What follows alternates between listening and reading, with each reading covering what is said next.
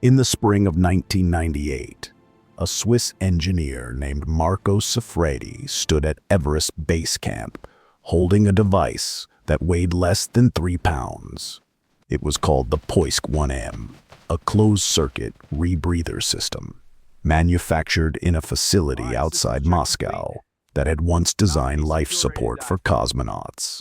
It had cost $63,000.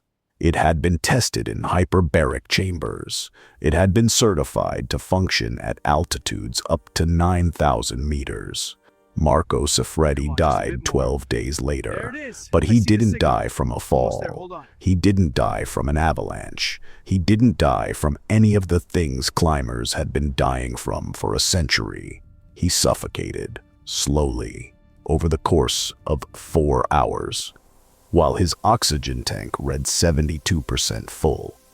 This is the story of how the most advanced survival technology in human history became a death sentence at 8,000 meters. And why, 2 decades later, we still don't fully understand what went wrong. To understand how Marco died, you have to understand what he was carrying. For most of the 20th century, climbing Everest meant one thing: open-circuit oxygen systems. Simple, brutal, effective. You breathed bottled oxygen through a mask. You exhaled into the wind. The problem was waste. A typical summit push required 4 to 6 bottles. Each bottle weighed 5 kilograms. That's 30 kilograms of dead weight on a mountain where every gram matters. By the mid-1990s, the Soviet aerospace industry was collapsing. Brilliant engineers who had designed lunar landers were unemployed. One of them, a man named Dmitry Volkov, had an idea. What if you could recycle your own breath? The concept wasn't new. Rebreathers had been used by military divers since World War II. The principle is elegant. You breathe out carbon dioxide. A chemical scrubber absorbs it, and you breathe the same oxygen again. In theory, a single cylinder could last 10 times longer than open circuit. In theory. Volkov founded a company called Respirotech. He hired a team of chemists, metallurgists, and thermal engineers. They spent 3 years developing the Poisk 1M. It was a work of art. Titanium housing, lithium hydroxide scrubber cartridges, electronic sensors that monitored oxygen partial pressure in real time. It had a backup system. It had a backup for the backup. In 1997, the Russian Ministry of Emergency Situations tested it at simulated altitude, 29,000 feet. Minus 40 degrees Celsius. The machine functioned flawlessly.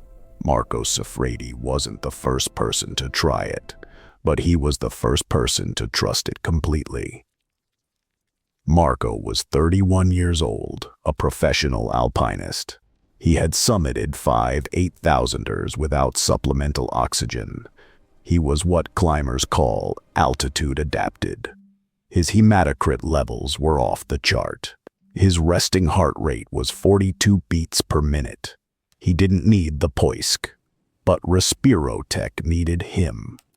They offered him $70,000 to summit Everest using the Poisk 1M and document the ascent. It would be the first closed-circuit rebreather summit in history. The media kit was already printed. The press release was ready. Marco signed the contract in February. He flew to Kathmandu in March. By April, he was at base camp, running drills with the machine he had used for a total of 18 hours. The team he joined was small: a Sherpa named Pemba Dorje, a French cinematographer named Luc Devereaux, and Marco. That was it. No expedition company, no guided group, just 3 men and a prototype. On May 7th, they began their push. The first glitch happened at Camp 2, 6,400 meters. Marco woke at 3 a.m. to test the Poisk before the day's climb. He strapped on the harness, checked the seals, turned the valve. The system pressurized. Then the alarm chirped. It was a sensor error. The oxygen partial pressure reading had spiked to 140 kilopascals. Physiologically impossible. Marco ran a diagnostic. The sensor reset. The alarm stopped. He dismissed it as electronic noise. High altitude does strange things to circuitry. He didn't write it in his log. At Camp 3, the regulator began to freeze. Not the external housing, the internal diaphragm. Every 20 minutes, Marco had to remove the mouthpiece and blow warm air into the valve to thaw it. Luke filmed this. In the footage, you can see frost forming on Marco's beard. You can see him smiling. He tells the camera it's a minor inconvenience. But it wasn't minor. A frozen regulator changes the flow dynamics. When the diaphragm stiffens, resistance increases. Your lungs have to work harder to pull air through the system. At 7,000 meters, where the atmospheric pressure is already 37% of sea level, this is catastrophic. You're not just fighting the mountain, you're fighting the machine that's supposed to save you. Pemba Dorje noticed Marco's breathing had changed, shallow, rapid. Yet he suggested that they descend. Marco refused. He said the Poisk was functioning within parameters. He showed Pemba the digital readout. Oxygen saturation 91%. Heart rate 118. Normal for that altitude. What the sensors didn't show was the carbon dioxide. This is where the physics becomes horror. A rebreather works by scrubbing CO2 from exhaled breath using a chemical reaction. Lithium hydroxide plus carbon dioxide equals lithium carbonate plus water.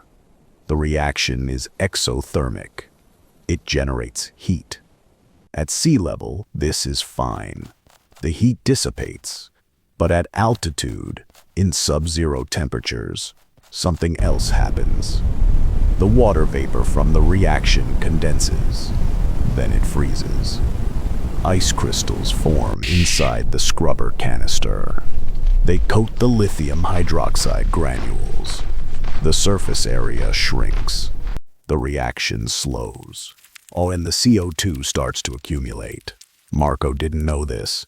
The engineers at Respirotech didn't know this.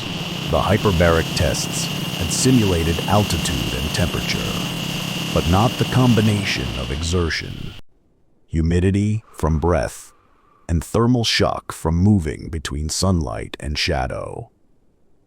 By the time Marco reached Camp 4, he had been breathing trace amounts of carbon dioxide for 6 hours. At 8,000 meters, the human body is dying. Every cell is screaming for oxygen. Your blood thickens, your brain swells. Check the signal strength. You lose coordination. 80%. Climbers call it Let's the death secure the zone. line. Roger But that's that. romantic. Ready. There's nothing poetic about cerebral edema. Marco's log entry from Camp 4 is 1 sentence long. Tired. Summit tomorrow. They left for the summit at midnight. Luke stayed behind. His oxygen system, a standard open-circuit rig, had malfunctioned. He told Marco to continue. Pemba and Marco climbed alone. The temperature was minus 43 degrees Celsius. The wind was gusting at 60 kilometers per hour. Marco's headlamp cut a narrow tunnel through the darkness. Behind him, Pemba carried a radio and a backup oxygen cylinder, just in case. At 2:47 a.m., Marco radioed base camp. His voice was calm. He said the Poisk was running beautifully. He said he could feel the oxygen, crisp and cold, filling his lungs. He said he felt warm. That should have been the warning. Warmth at that altitude, in that temperature, is a lie. It's a symptom. When your core temperature drops below 34 degrees, your brain misfires. Blood vessels dilate. You feel flushed. Climbers strip off their jackets. They smile. They say they're fine, and then they die. Let's talk about what was happening inside that machine. At 8,300 meters, atmospheric pressure is 33 kilopascals. That's 1/3 of sea level. The partial pressure of oxygen in ambient air is 7 kilopascals. At sea level, it's 21. Your body needs a minimum of 16 kilopascals to avoid hypoxia. The Poisk was designed to deliver exactly that, 16 kilopascals. The electronic sensors measured oxygen concentration in real time. If it dropped, the system would inject pure oxygen from the cylinder, but the sensors were measuring the wrong thing. They measured oxygen concentration, not carbon dioxide concentration, and CO2 is invisible to an oxygen sensor. When CO2 accumulates in your bloodstream, your body's response is to breathe faster. Your respiratory rate increases. Your heart pounds. You feel like you're suffocating, but the oxygen sensor says everything is fine. 92% saturation.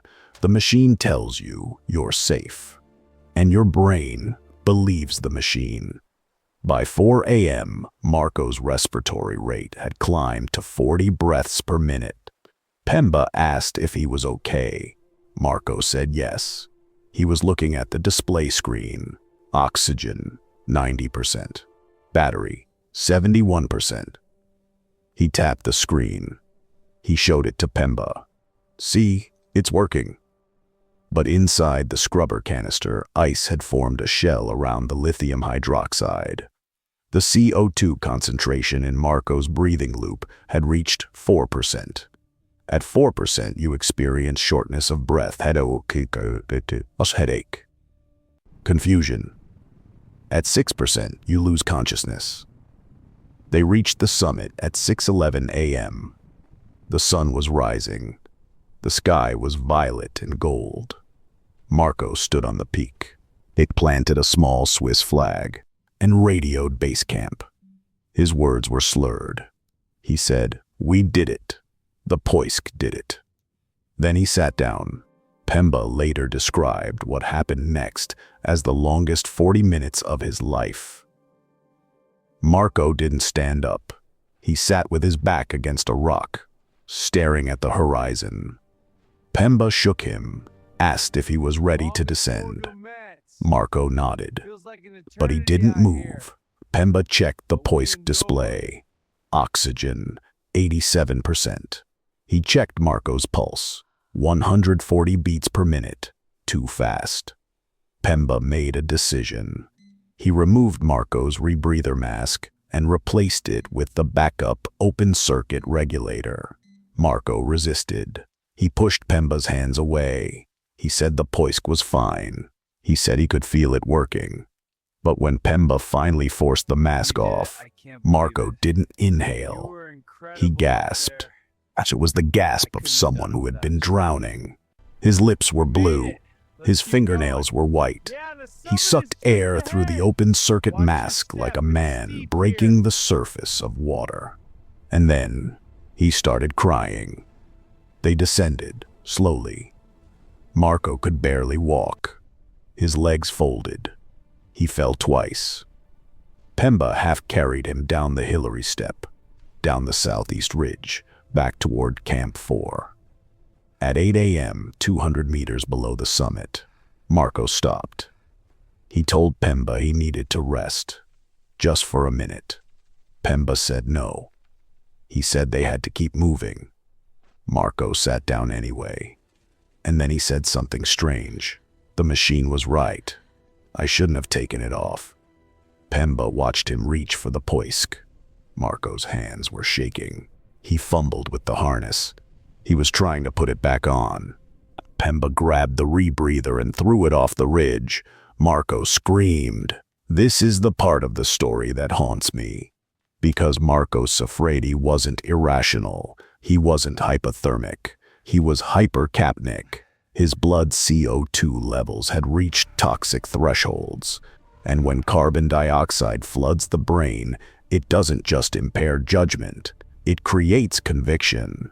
Hypercapnia causes a phenomenon called paradoxical certainty.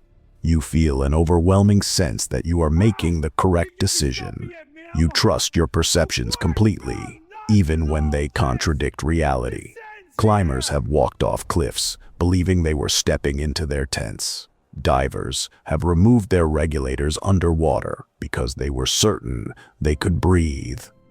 Marco believed the Poisk was saving him. And when Pemba took it away, Marco's brain interpreted it as an attack. They didn't make it to Camp 4. At 9:30 a.m., Marco collapsed. Pemba radioed for help. 2 Sherpas ascended from Camp 4 with oxygen and a stretcher. By the time they arrived, Marco was unconscious. His core temperature was 31 degrees. His oxygen saturation was 64%. They carried him down. It took 11 hours. Marco regained consciousness at Camp 2. He asked for water. He asked where the Poisk was. When they told him it was gone, he became agitated. He tried to stand. He said he needed to go back. He said the machine was still on the mountain, still running, still waiting for him. Luke, the cinematographer, later said Marco's eyes looked empty. Like he wasn't seeing us. Like he was seeing something else. Marco survived. Physically.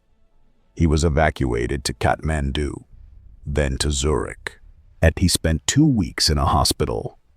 The doctors diagnosed severe hypercapnia, frostbite, and acute psychological trauma. But the story doesn't end there. 4 months later, Marco returned to Nepal. He told friends he was going trekking, a casual trip. He carried a small pack, no climbing gear, no permits. On September 19th, a Sherpa spotted him at Everest Base Camp. Marco was alone. He was carrying a duffel bag. Inside the bag was a Poisk 1M rebreather. It wasn't the same unit.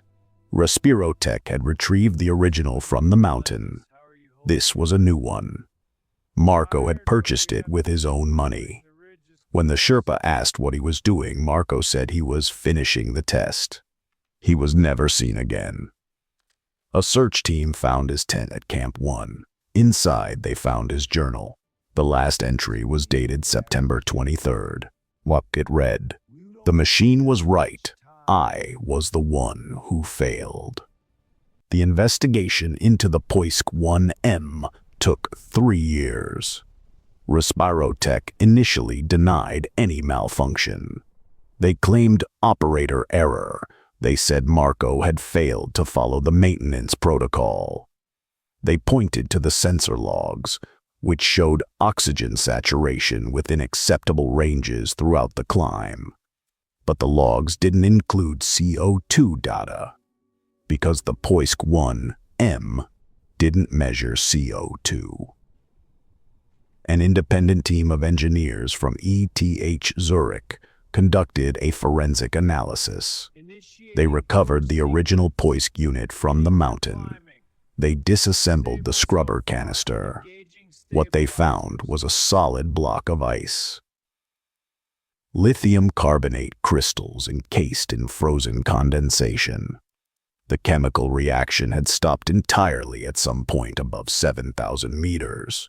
For the last 2,000 meters of Marco's ascent, the Poisk wasn't scrubbing CO2 at all. It was just recirculating his own breath, over and over. Each exhale contained 4% carbon dioxide. Each inhale brought it back into his lungs. He was suffocating in a closed loop. Respirotek filed for bankruptcy in 2001. Dmitry Volkov, the founder, refused to comment. The company's assets were liquidated. The remaining Poisk units were destroyed. But the technology didn't disappear. Modern rebreathers, the ones used by technical divers and cave explorers, have CO2 sensors. They have redundant scrubbers. They have alarms that shriek when partial pressure drops. But they're still banned above 7,000 meters. Because the problem isn't the machine. It's the environment. At extreme altitude, water vapor freezes. Lithium hydroxide becomes inert. Electronics malfunction. And the human brain, starved of oxygen and poisoned by CO2, makes decisions that feel rational but are catastrophic. Marco's body was never recovered. In 2019, a climber photographed what appeared to be a yellow jacket near the balcony at 8,400 meters. The colors matched Marco's summit suit. The photo is low resolution. You can't see a face. But next to the jacket, half buried in snow, is a small titanium cylinder. The rescue team that retrieved Pemba's account said Marco spoke one sentence over and over during the descent. "It's still breathing.